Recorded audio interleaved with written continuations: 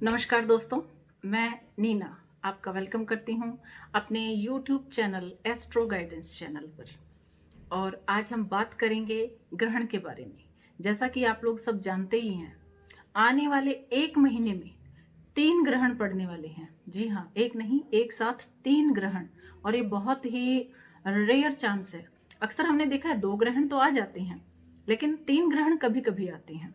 इसमें से 2 जो हैं वो चंद्र ग्रहण है और एक उन दोनों के बीच में जो है वो सूर्य ग्रहण है।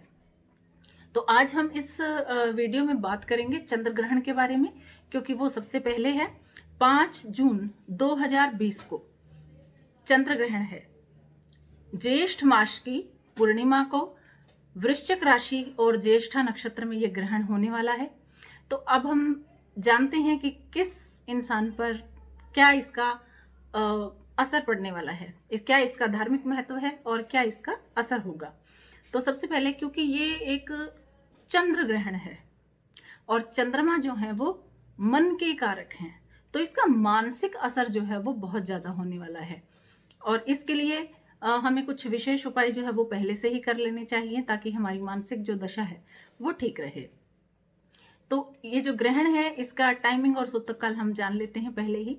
तो देखिए, ये जो ग्रहण है ये कोई डायरेक्ट ग्रहण नहीं है, मतलब पूरा ग्रहण नहीं है। हाँ, चंद्र ग्रहण है और ये इंडिया में विजिबल भी है, पूरी इंडिया में ये दिखाई देगा। लेकिन ये चंद्र ग्रहण जो है वो उप छाया चंद्र ग्रहण है। अब देखिए, फर्क होता है ग्रहण में और उप छाया चंद्र ग्रहण में। क्या फर्क है, थोड़ा सा मैं आपको समझाने की कोशिश करती हूँ। कि जो हमने किताबों में और स्कूल में शुरू से ही हम लोग पढ़ते आ रहे हैं कि जब सूर्य और चंद्रमा के बीच में पृथ्वी आ जाती है, तो पृथ्वी जो है वो सूर्य के प्रकाश को चंद्रमा तक जाने से रोक लेती है, बीच में आ जाती है। और उस पे लाइट, चंद्रमा पे जो है वो सन की लाइट डायरेक्ट नहीं पड़ती है, तो अंधेरा हो जाता है चंद्रमा के ऊपर और वो हमें दिखाई नहीं देते हैं। तो इस सिचुएशन को हम लोग जो है ग्रहण बोलते हैं। और ये तब होता है जब ये तीनों एक सीधी लाइन में आ जाते हैं। अब क्या है, जब उप छाया ग्रहण होता है तो इसमें ये डायरेक्ट एक सीधी लाइन में नहीं आते हैं, बल्कि चंद्रमा जो है वो पृथ्वी की छाया में छुप जाते हैं। यानी कि जो सन की जो लाइट है, उस लाइट के ऊपर पृथ्वी की छाया पड़ेगी और वो छाया जो है वो चंद्रमा पर पड़ेगी। तो चंद्रमा जो है वो थोड़े से धुंधले हो जाएंगे, इसलिए इसको उप छाया ग्रहण का नाम दिया गया है। और इसका कोई सूतक नहीं माना जाएगा, इसका कोई ज्यादा धार्मिक महत्व नहीं है। तो जो भी हम सावधानियां बरतते हैं ग्रहण के दौरान, वो सब करने की आपको कोई बहुत ज्यादा आवश्यकता नहीं है। लेकिन ग्रहण तो ग्रहण है, फिर भी उसका असर हम पर रहेगा ही रहेगा।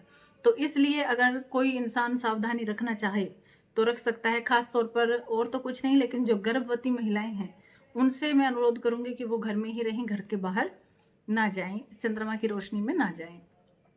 बाकी जो चीज़ें हैं, जैसे कोई खाद्य पदार्थों में हम तुलसी पत्ते डालते हैं या दूर्वा डालते हैं, या खाना पीना नहीं करते हैं, या कोई चाकू से चीज़ें नहीं काटते हैं, तो ये सारी चीज़ें करने से कोई फर्क नहीं पड़ेगा। आप ये काम अगर आप करना चाहें तो आप कर सकते हैं, क्योंकि इसका कोई धार्मिक महत्व नहीं है, इसका कोई सूतक भी नहीं लगने वाला है। अब देखते हैं कि कौन सी राशि पे इसका क्या प्रभाव पड़ेगा। तो जैसा कि बताया, ये मानसिक असर ज्यादा देने वाला है। और इस समय हम 2-2.5 महीने के लॉकडाउन में जो चल रही हैं, हम लोगों की जो मानसिक स्थिति है वो कोई बहुत ज्यादा अच्छी नहीं है। तो ऐसी कंडीशन में ग्रहण का आना वो हमें और ज्यादा मानसिक तनाव दे सकता है। वृश्चिक राशि वालों को खास तौर पर ध्यान रखना चाहिए, क्योंकि वृश्चिक राशि में ही ये ग्रहण लगने वाला है, तो उनको मानसिक तनाव ज्यादा हो सकता है। कुछ लोगों को तो डिप्रेशन तक हो जाता है। तो अगर ग्रहण काल के दौरान आप कुछ उपाय कर लेते हैं, कुछ मंत्र जाप कर लेते हैं, तो आप इस डिप्रेशन से, इस तनाव से बच सकते हैं। मैं बताऊंगी आपको कि कौन कौन से आप लोगों को मंत्र जाप कर सकते हैं। पहले देखते हैं कि ग्रहण में क्या करना चाहिए और क्या नहीं करना चाहिए। वैसे तो इसका कोई धार्मिक महत्व नहीं है, तो इतना ज़्यादा वो बात नहीं है, लेकिन फिर भी अगर आप थोड़ी सी सावधानी रखते हैं तो ज़्यादा बेटर है। लाइक इसमें सोए ना, इस टाइम पे सोना वर्जित माना गया है, बल्कि सोने की जगह पर आप मंत्र जाप करें। और वैसे तो रात है, मंदिर वैसे ही बंद होंगे, लेकिन अगर आपके घर में आप लोगों ने मंदिर रखा हुआ है तो उसको भी किसी पर्दे से आप कवर कर दें। अब बात आती है कि कौन सा मंत्र जाप करें। ग्रहण जो है वो मंत्र करने के लिए या मंत्रों को सिद्ध करने के लिए सबसे परफेक्ट टाइम बताया गया है, सबसे बेहतर टाइम होता है। इस समय जो भी हम मंत्र जाप करते हैं वो बहुत जल्दी सिद्ध होता है। तो क्योंकि ये चंद्र ग्रहण है, इसलिए आप किसी भी मंत्र का, यानी कि चंद्रमा से संबंधित किसी भी मंत्र का जाप कर सकते हैं। इससे आपको मानसिक अवसाद कम होगा, आपका डिप्रेशन कम होगा, ज़्यादा चिंता नहीं रहेगी। तो इसमें कोई भी मंत्र आप ले सकते हैं। सबसे आसान और सबसे छोटा सा मंत्र है वो मैं आपको बताती हूँ। ओम सोम सोमाय नमः। ओम सोम सोमाय नमः। ये मंत्र है। ग्रहण जब शुरू होगा तब से लेकर और ग्रहण के अंत तक आप ये मंत्र जाप करते रहें। तो ये जो ग्रहण है ये 20 जून 2020 को रात्रि में 11:16 पे स्टार्ट होगा। इसका स्टार्टिंग टाइम है 11:16 पर। और इसका जो ओवरलैपिंग का टाइम है, यानी कि जब ये अपने पूरे चरम पर होगा, वो जो टाइम है वो है 12:55।